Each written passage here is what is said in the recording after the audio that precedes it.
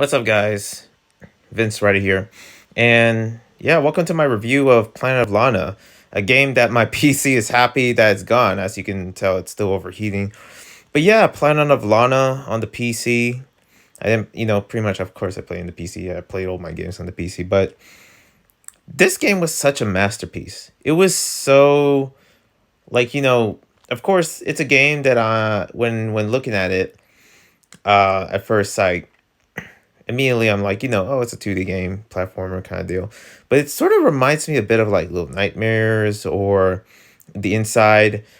And except, it doesn't really have that horror aspect. Even though there's some parts it can be scary within the game, it does a good job with that, with the sound quality and the enemies, which you don't really, I don't think you kill anyone at all in the game, but man, it draws you in just like different enemies coming at you, and it's a stealth game that you have to figure out how to maneuver your way away from just the robot enemies or even the creatures inside. Like the aspects of this, the length and size, visual does it gives.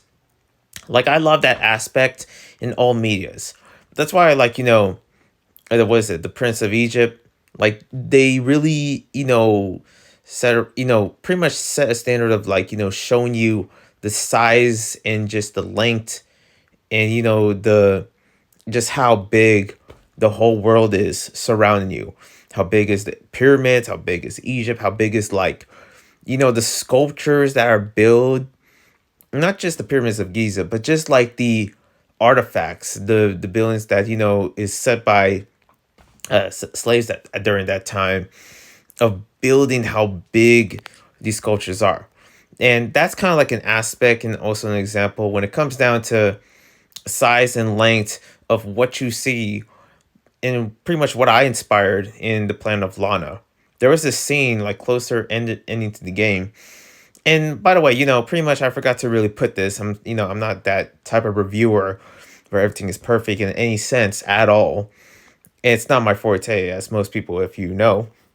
But this game is about a kid lost its brother, or well, actually, it's about this kid named Lana lost its, or it's either he or she. I'm trying to remember, but Lana lost its brother, in from these robots that are invading. What the way it show it, it's so real. The vibration I got from the controller itself really draws me in. There's something about the immersiveness, and that's the most important thing when it comes down to length and size, is that you felt that immersion through the game because you see how big and wide it is, despite it being a 2D game. And I like the size that it gives, the terror, or just the fear that it sets up. That intensity of like what the game gives you through the visuals, through the cutscenes. And then, the music pretty much plays in. And then, as these, people are getting invaded inside Lana's village, it goes into this, of sense of like what to do. You're in this threshold of like, how do we save these villagers? And pretty much one kid has got to figure that out through the help of this little mouse kind of character. There's these creatures in the island. I'm not sure what they are. They're very they give me some Ghibli vibes. That's for sure.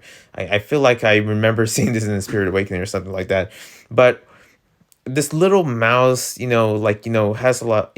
Lana has a sidekick, a little mouse thing, and it helps you, and you kind of like use that. You utilize this little character throughout your adventures, throughout puzzles, because there's a lot of puzzles in this game that it throws you in. It not only throws you in situations of stealth, but also you have to put stealth and puzzling all together just to get through the levels. And there's some levels that I know that I kept dying. And pretty much for those that don't know, you can definitely check out the live stream. I'll link it in the description. I played this game live, and you can tell that I was struggling a bit with some of the puzzles. And it's something that I do need help. At least for me, I had fun with it and pretty much it was easier knowing that I had help with the people in the chat to help me through the game. But a lot of these puzzles, like they're not that hard, but it definitely is setting, a different way of just like other games itself. Having stealth and also like just sort of figuring out, just like, taking like, just like it sort of just makes you like there's some puzzles that makes you really think like, is that possible? Can this be crazy or something? Or just some puzzles like, okay, let me think this through. That's what the game gives me. It really gives me a sense of thinking and critical thinking throughout a lot of these puzzles, these platforms, and you know, it shows like, that kind of gameplay that I like through this. And the stealth aspects is something I enjoy. I feel like there's many parts where you got to be quick. There's many parts where you kind of have to utilize, what you have, especially, having this little guy with you, this little mouse really helps throughout the levels. But this whole game itself, it took me like, a few days to play it. And I enjoyed so much from it. It felt so AAA due to the fact it's 2D. Because most games that I associate being AAA is 3D. Well, not 3D, but just high quality, like, more than 3D, but just, like, I don't know. I don't know. I'm not that type of, person to give the analyzation of just like, what a AAA or anything like that is. My associations with it is mostly like 3D games that are mostly, they have a sense of platform, but they also have side missions, like most open worlds. But in this one itself, like the world is open enough, despite not being an open world, but it's an adventure of its own that goes through so many interesting, like the scenes itself to take in is so worth the game. The emotions throughout the game is definitely worth it. The environments that it throws you in is definitely worth actually buying this game to actually take in the adventures. And it's a game that I hope that comes out in most platforms. Hopefully it comes out in like, maybe it's in PlayStation, but hopefully it comes out in Switch. I feel like it would do very well. And it's a game that, for me, I had a good time, especially streaming it. I had an amazing time streaming the game. And, it's like, I'm going to be honest, like for a game like this, the environment, the emotions that I got from it, the feeling, feeling like more than just like a high quality movie itself, the visuals, mixed with the soundtrack, everything just blends in so well. The aspects of unknowing, the parts where I feel like, you're supposed to cry, you're supposed to be like, oh, and I don't really get that much, but I felt like, I felt good enough knowing that I got a good whiff of it, good feel of it throughout the game.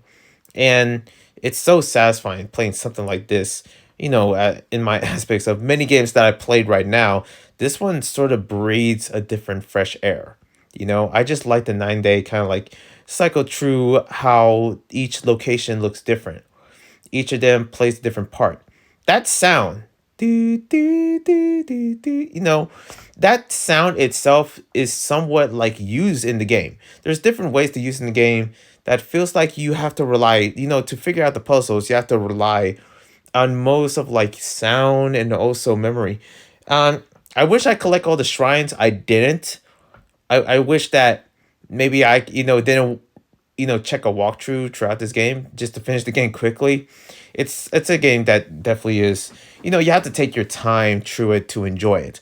And man, that I enjoyed it. I was happy enough to actually enjoy the amount of time that I had for it because nothing felt rushed. Everything just felt so well. The timing and everything. Like through this experience that I had with Planet of Lana, there's so many possibilities for anything else. Seeing the freaking this planet, this moon or whatever in front of the screen, like, seeing that whole thing just makes me interested in the world a bit more.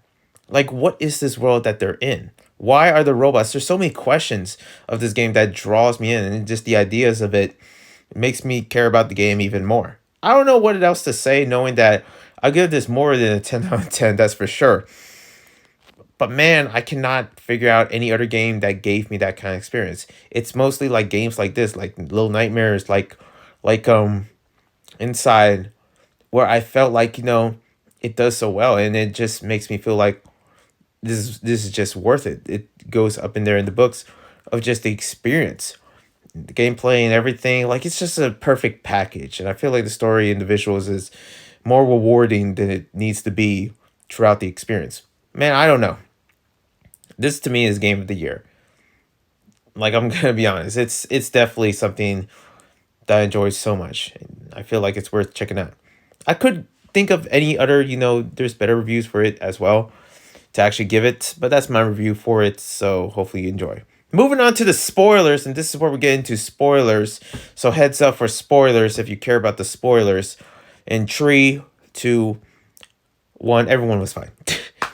Everyone's fine, little character. Listen, they have a different language, and I couldn't figure out the names of any of them except for Lana, the main character, the boy of the, of this, rescuing everyone, being the hero. Didn't get rewarded. Just want to see everything normal.